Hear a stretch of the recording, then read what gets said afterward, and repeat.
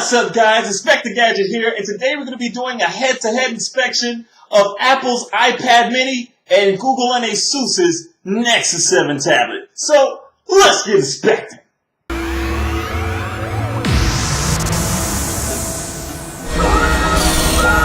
So one of the first things you notice when looking at these devices is that the Nexus 7 is not as wide as the iPad mini, and it's also shorter than the iPad mini. But you also notice that the iPad mini is incredibly thin compared to the Nexus 7.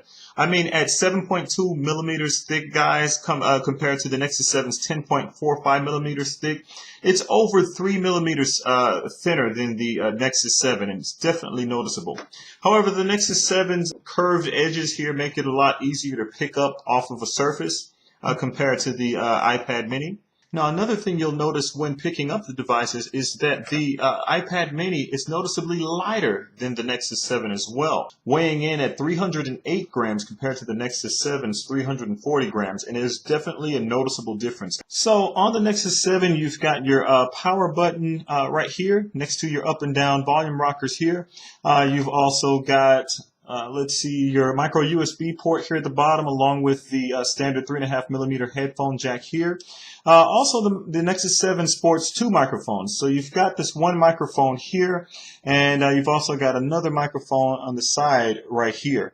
And also, the Nexus 7 sports a 1.3 megapixel shooter right here up front, and also it can shoot 720p video as well. You've also got here your stereo speakers down here at the bottom, just under the ASUS branding. And of course, on the back, you've got the dimple back that we spoke about earlier with the Nexus branding here. Now, on Apple's iPad mini, you have, similar to the Nexus 7, you've got your volume buttons up and down here. And you've also got this silent button that's a trademark of Apple, where you can quickly silence your device so that if a FaceTime call comes in or any notifications or anything, you can quickly just switch this down and it'll go ahead and silence your device. On the back, you've got your iSight camera, 5 megapixels there, and it's also capable of shooting 1080p video. The Nexus 7 does not have a rear camera. On the front of the device, you've got the 1.2 megapixel camera here, which is also capable of shooting 720p video.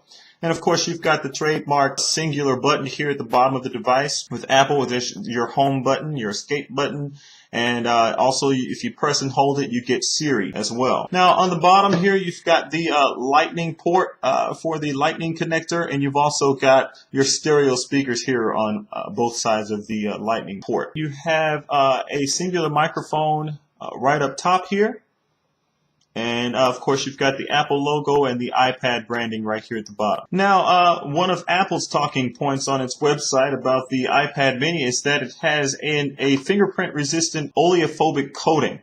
But I don't know if you guys can see that, but you can clearly see fingerprints on the device. And it's pretty much the same on the Nexus 7. The Nexus 7 doesn't escape the whole fingerprint thing either. But yeah, both devices have fingerprints on them and they're easily visible.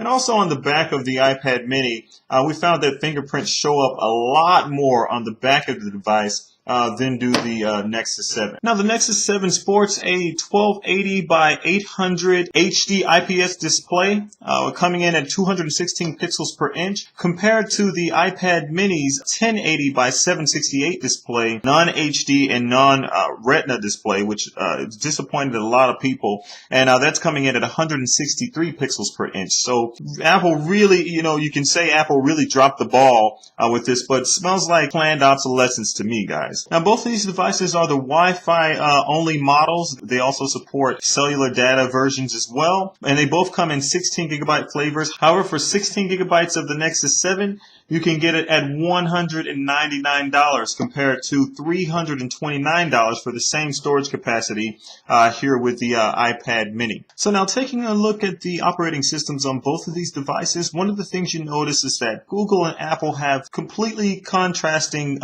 philosophies on what a tablet experience should be. So one of the things you notice when looking over here at the iOS 6 here, which is what the iPad mini is running, the latest version of Apple's operating system, you'd notice that all you pretty much get is rows of icons, which in my opinion is rather boring. Now, of course, you can customize your wallpaper by going to your settings menu, and you can go ahead and go to wallpaper and change your wallpaper. But aside from that, that's pretty much all you can do. It's just rather uneventful.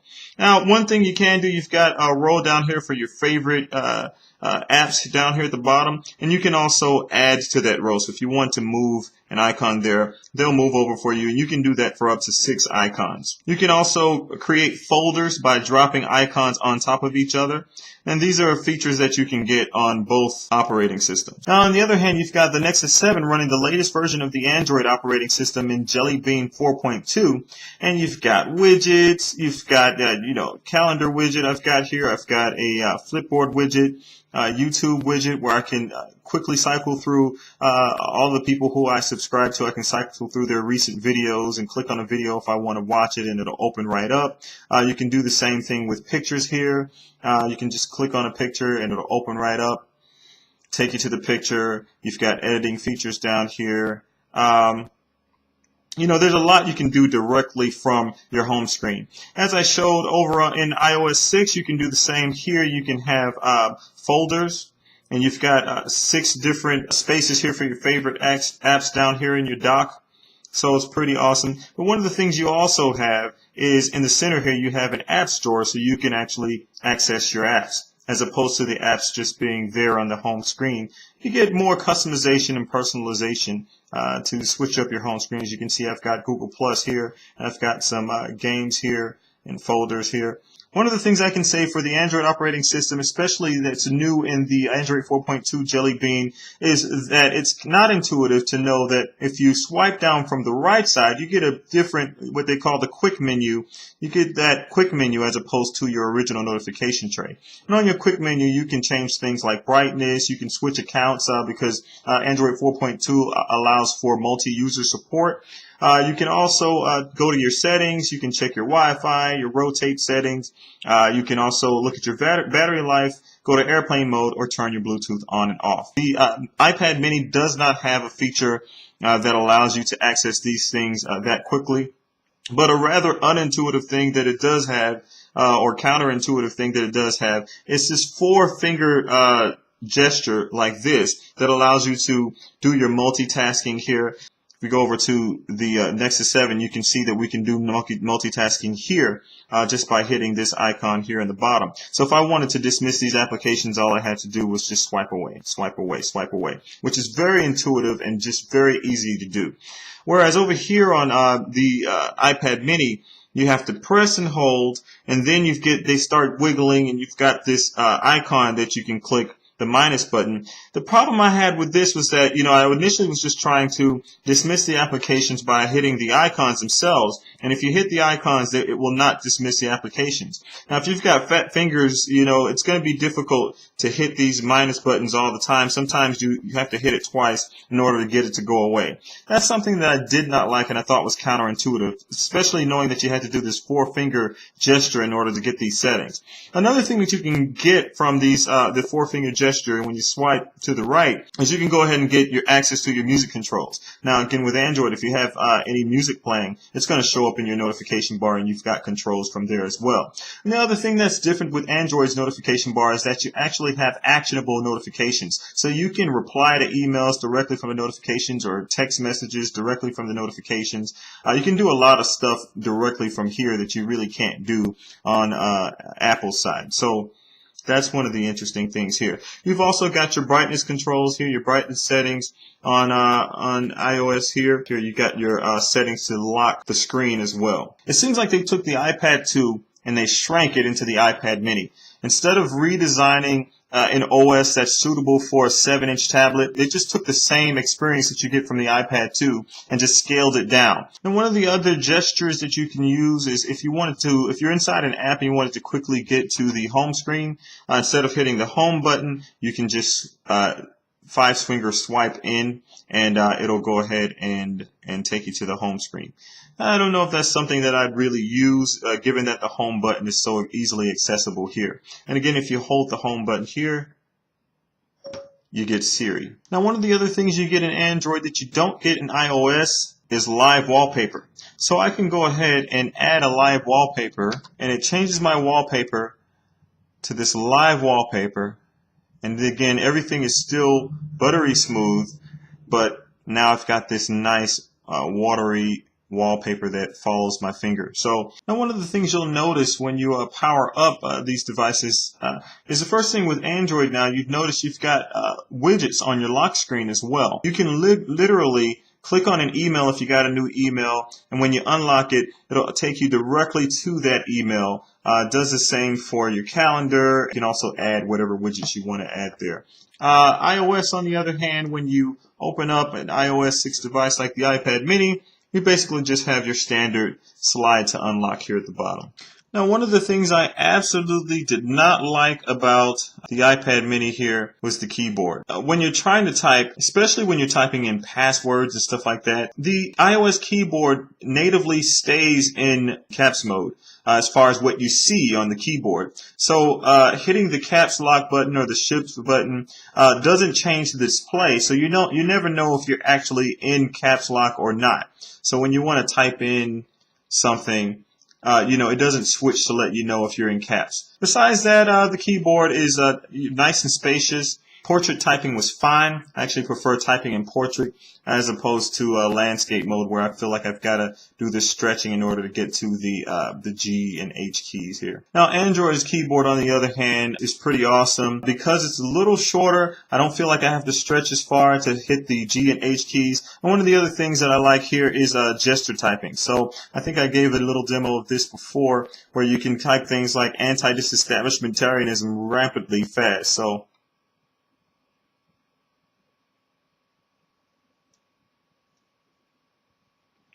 and there you have it, anti-disestablishmentarianism. One of the other things that I like is the speech-to-text. Now, the difference between Android's speech-to-text feature and Siri's speech-to-text in iOS 6 is that Android actually types out what you're saying as you say it, compared to Siri, where you have to hit the button again to stop it.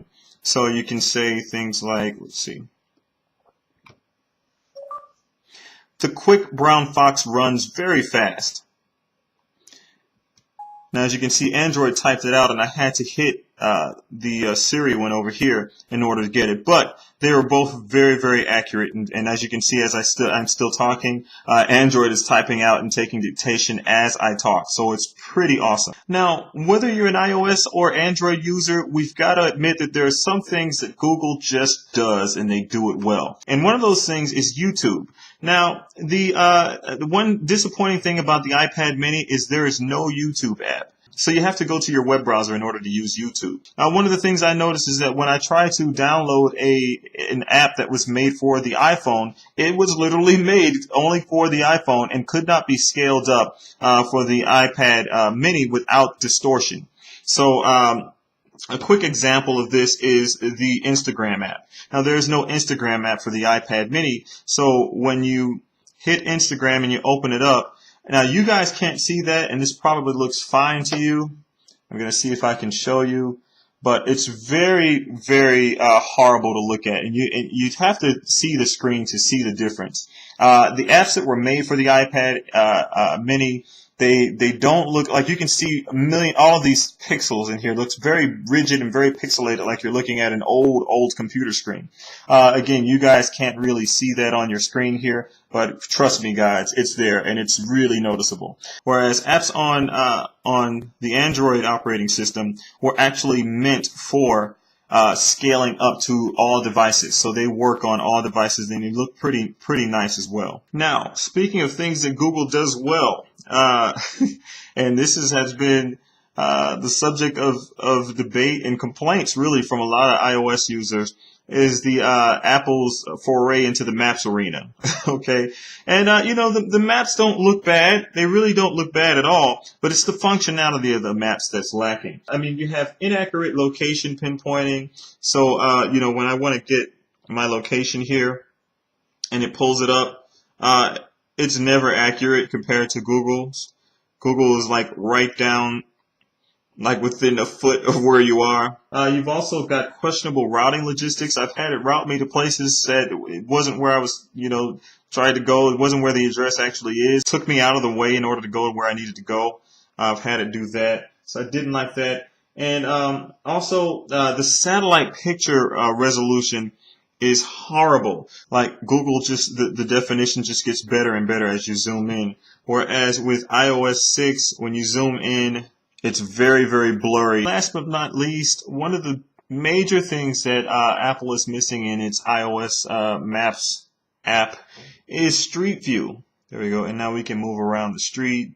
We can move the little man here to move down the street and see the houses and see everything that's going on. Now, one of the other things I did not like about iOS 6 that I thought was huge is that when you're thinking about making a device for, with a 7-inch form factor, one of the things people are going to want to do with it is read books. And for some reason, they did not include iBooks, which is an Apple app. They did not include iBooks in iOS 6. So I had to go searching for it in the App Store. And Google, of course, included its Books app, its Google Play Books app here. And so now right now we're going to look at the same book. I've got Robert Ludlum's Born Dominion pulled up here. And one of the things I noticed about Apple's Books app is it's really nice. I like the page turn animation. Sometimes the page turn animation is not as responsive. As you can see there, I tried to move back the opposite way and it moved the way opposite of where I wanted to go. So that's one of the things I noticed. Sometimes it's not as responsive, but I really love the animation. And Google itself also has a really nice page turn animation as well. So it, pulls up the pages the way that you would if you were reading a book as well. So one of the things that I did notice, though, about Google's book app compared to Apple's book app is that you had the ability to pull up information about countries. So, for example, you've got Phuket, Thailand. You can pull up information about that just by simply long pressing on it. Google's going to pull up a map. If you want to open up maps, you can see everything about that country. It pulls up a Wikipedia search about that country. So anything that you're reading, and when you're reading a book in Google, you can get immersive information about the countries they're talking about. If you're speaking in another language, you can tap that, and then there's a Google Translate button up here that'll translate anything from that language into English or into any language that you'd like it to translate to. But it'll do it automatically for English, given that we're reading the book in English. So that's pretty awesome. And, Apple's Books app just doesn't have that feature. But I did find the Apple Books app to be very useful. And, of course, you can long press to get definitions of words, and you can do the same. But the difference is when you long press in Apple, it doesn't automatically define the word. You have to hit define. Whereas in Google's app, any word you long press, it's going to automatically pull up the definition right here at the bottom. And you can pull up the card if you want to read more into it, or you can just pull it down. And when you're done, you just swipe it away. So now, listening to music and playing movies and stuff like that was awesome on both devices, but I gotta hand it to the iPad mini. I mean, the speakers on the iPad mini are ridiculously awesome compared to the Nexus 7. They're much louder and much clearer, guys, so it's really amazing. But like I said, the speakers on the Nexus 7 are okay. They're not bad. But just the iPad mini speakers just pretty much blow it out of the water. Now, one of the things I did not like about the speakers on the iPad mini is their location. When holding the device in landscape mode, my fingers would cover the speakers, and you can hear it muffle out the speakers while I'm watching a movie or listening to music or anything. So if you want to listen to music or something, you may want to hold it in portrait mode this way, or either this way, so that your fingers don't get in the way. The other things that I noticed also was that with this thin bezel on the side, I found myself hitting the screen when trying to hold it. I might end up inadvertently opening up an app or something like that because the bezel is so thin. So that's another thing that I noticed about it.